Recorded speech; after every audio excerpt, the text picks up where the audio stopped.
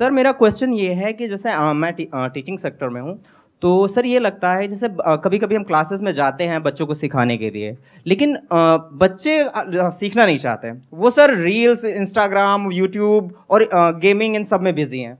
Same चीज़ होती है जैसे हमारे साथ।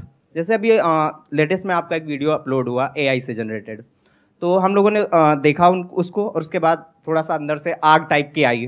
फिर उसके बाद हमने पढ़ना शुरू किया चीज़ों को, एआई क्या होता है, कौन कौन से इस समय टूल्स चल रहे हैं एआई के। लेकिन सर मैंने फिर से ये ऑब्जर्व किया, और काफ़ी लोगों को मैंने शेयर भी किया, कि वहाँ पे हमें ये तो समझ आया कि हमें एआई टूल्स के बारे में जानना चाहिए, उनको सीखना चाहिए, लेकिन फिर भी हम सीखते क्यों नहीं उनके बारे में। फिर हम गिव अप कर देते हैं, फिर वही रील्स और Instagram, YouTube reels, Facebook reels, यही सारे में बिजी हो जाते हैं। तो कहीं ना कहीं सर ये जानते हुए भी कि हमें अपना टाइम वेस्ट नहीं करना चाहिए, फिर भी हम अपना टाइम वेस्ट करते रहते हैं। अच्छा, एक बात बताइए, मेरा आपसे एक क्वेश्चन है। आपने एक क्वेश्चन पूछा, मैं आपसे एक क्वेश्चन पूछ सकता हूँ? Yes sir, yes sir. मेरा आपसे एक क्वेश्चन है कि इस दुनिया में क्या आपको पता है कि 99% जो लोग होते हैं वो इतने सक्सेसफुल नहीं हो पाते हैं अपनी लाइफ में। Yes sir. और जो 1% या उससे भी कम, मान लो 0.1% या 0.01% ऑफ द वर्ल्ड्स पॉपुलेशन, वो कुछ कमाल का कर पाते हैं। Yes sir. तो ऐसा क्यों होता है? क्या डिफरेंस होता है उन लोगों में? सर वो फोकस रखते हैं अपने काम पे और डिस्ट्रैक्शन से बचते हैं। आपको क्या लगता है कि जो लोग ऐसे हैं जो कुछ कमाल का कर रहे हैं दुनिया में, फॉर एग्जांपल इलॉन मस्क हैं, उनकी लाइफ में अगर वो डिस्ट्रैक्ट होना चाहें तो क्या डिस्ट्रैक्शंस की कमी है? बिल्कुल, बहुत सारे डिस्ट्रैक्शन। जितनी आपके पास में है डिस्ट्रैक्शंस, जिसको भी आप डिस्ट्रैक्शंस बोलते हो, जी। उससे ज्यादा ऑप्शंस है उनके पास में या कम है? ज्यादा। तो वो जो चाहे वो कर सकते हैं। बिल्कुल सर। यानी जो आपकी वाइल्डेस्ट फैंटेसीज हैं, उससे कहीं जो आप घर में बैठ करके रात को इमेजिन करते हो, वो चाहे तो एक्चुअल में वो सब पूरी कर सकते हैं। आप समझ रहे हो मेरी बात? Yes sir, yes sir. तो डिस्ट्रैक्शंस उनके पास आपसे बहुत ज्यादा है। फोकस कहां से आ रहा है उनके पास में?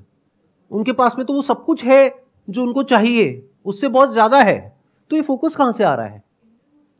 एक मिनट, ये इंपॉर्टेंट क्वेश्चंस हैं, बोलो मत, सुनो आराम से, ठंडे दिमाग से। यही हमारी प्रॉब्लम है, बहुत जल्दी बोलते हैं, इसीलिए डीपली कभी समझ नहीं पाते, इसीलिए हमारी लाइफ में एक्चुअल में कोई चेंज नहीं आता है।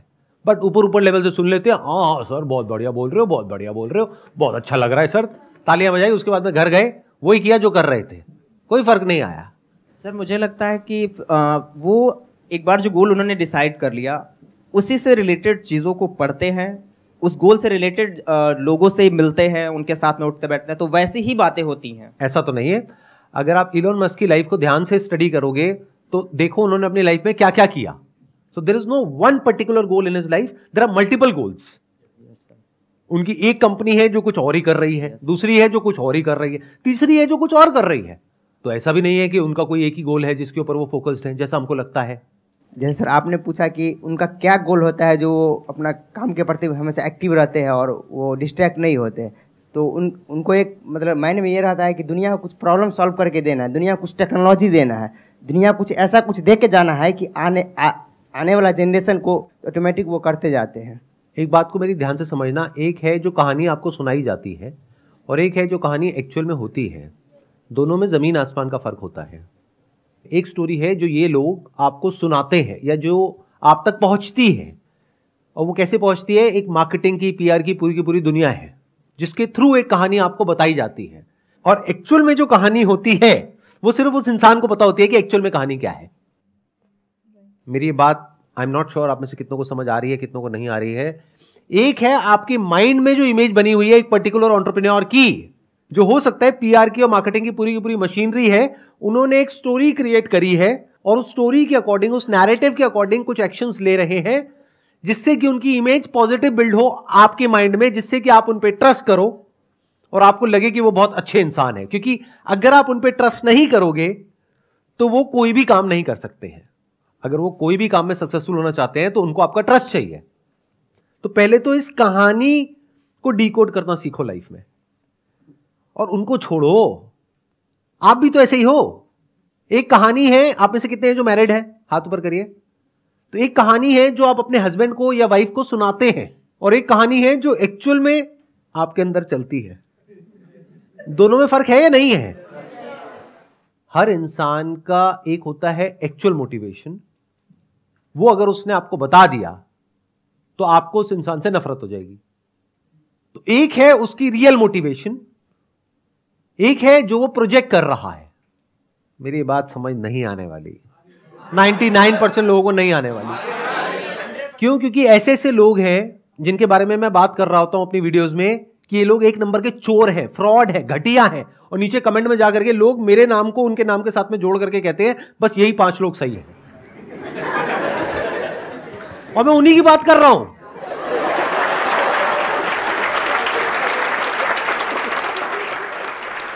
चलो आपको बड़े सिंपल तरीके से बोलता हूं, अगर अभी भी नहीं समझ पाए तो भगवान ही आपका मालिक है। मैं उन लोगों के नाम नहीं ले सकता क्योंकि बहुत बड़ी कंट्रोवर्सी हो जाएगी। बट द पॉइंट इज, ऐसे लोग जो आपके माइंड में आते हैं 5-10 लोग जो आप कहते हो अरे ये बहुत बढ़िया है, ये बहुत बढ़िया है, ये बहुत बढ़िया है, ये बहुत बढ़िया है, there is a strong possibility उसमें से 99% बहुत ही घटिया लोग हैं अंदर से।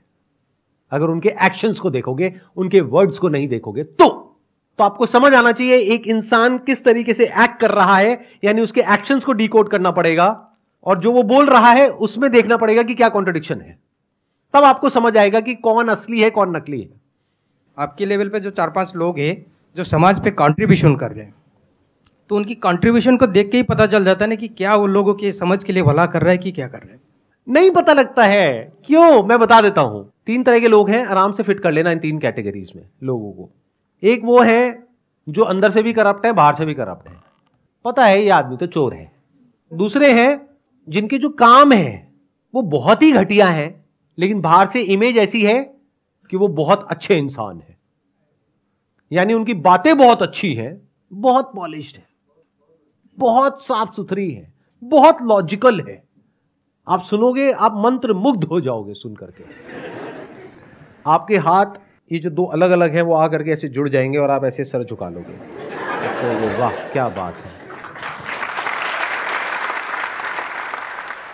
यानी उनकी बातें बहुत कमाल है, आप उनकी बातों में ऐसा खो जाओगे कि और कुछ आपको समझ ही नहीं आएगा। आपका मन करेगा बस बैठ करके उनकी बातें सुनते रहो। आपके दिल में ऐसी रिस्पेक्ट होगी उस इंसान के लिए जिसकी कोई हद नहीं है। उस इंसान के लिए आप लड़ने मरने कटने को तैयार हो जाओगे। अगर मैंने उसका नाम ले दिया तो आप बौखला जाओगे, ये क्या बोल रहे हो सर, ये किसके बारे में आपने क्या बोल दिया। ये दूसरी कैटेगरी के इंसान में फर्क समझ आ रहा है। बाहर से बहुत ही इंटेलेक्चुअल, लॉजिकल, प्रैक्टिकल, लेकिन जब उनके एक्शंस देखोगे तो वहां पे आपको सिर्फ ग्रीड नजर आएगी, सेल्फिशनेस नजर आएगी। ये दूसरी कैटेगरी हो गई। तीसरी कैटेगरी, वो लोग कैसे होते हैं कि अंदर से करप्ट है, ग्रीडी है, सेल्फिश है, यानी उनको एक्चुअल में नहीं पड़ी है आपकी कि आप जियो मरो कुछ भी करो।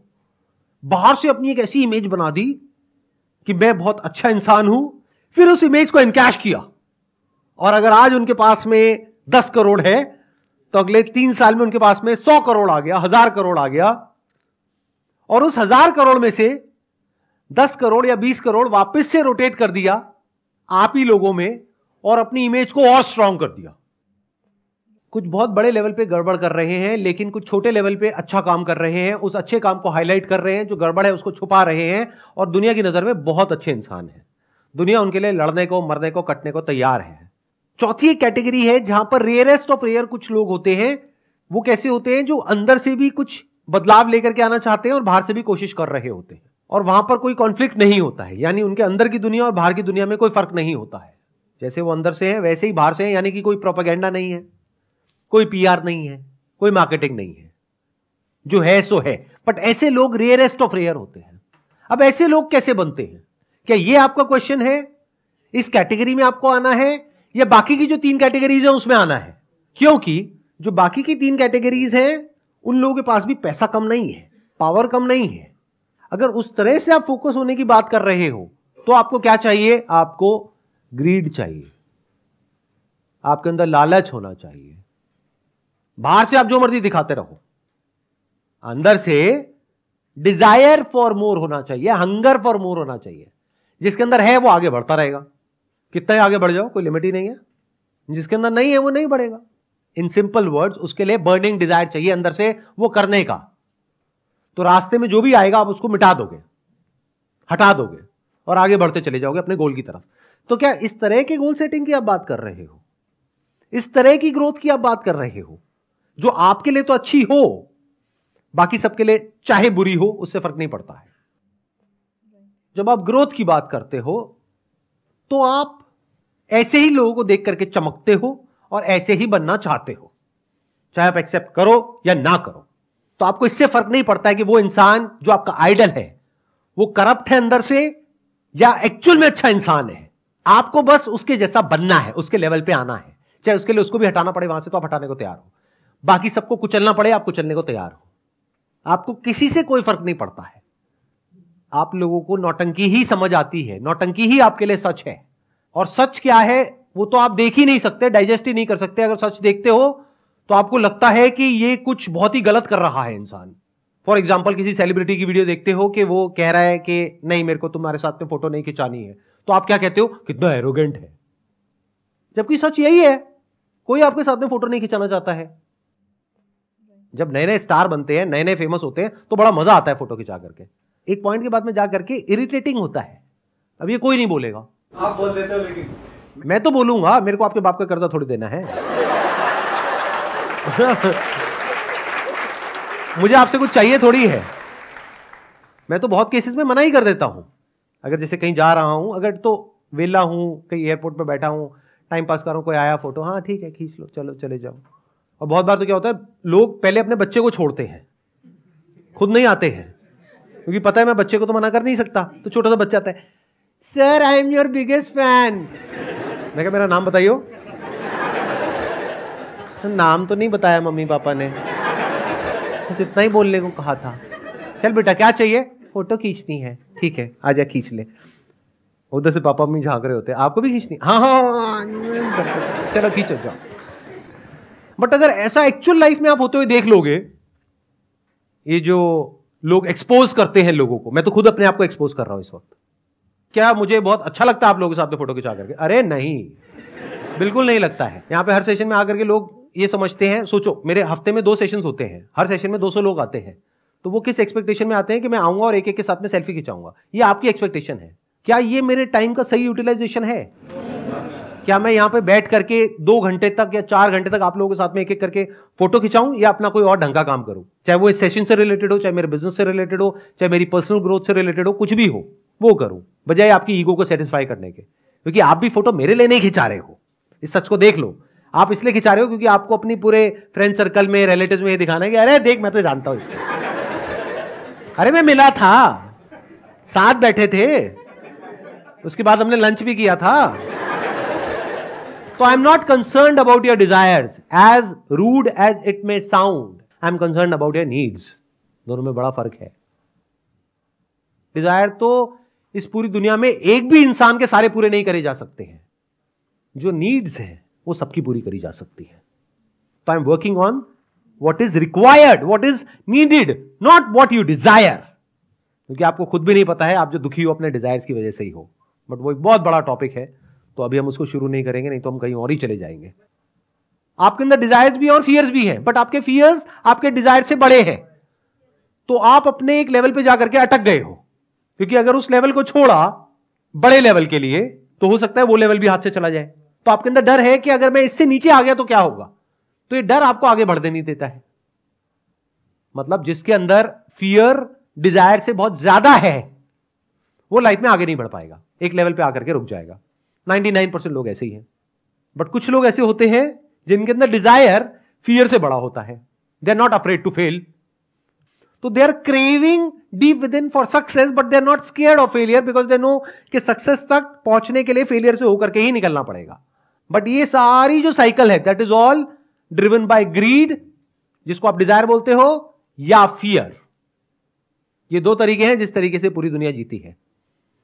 तीसरा भी एक तरीका है जीने का, that is driven by love. And what is love?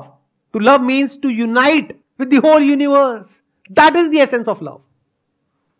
Love की शुरुआत होती है जब आपके अंदर यह डिजायर उठता है कि मुझे खुद को जानना है।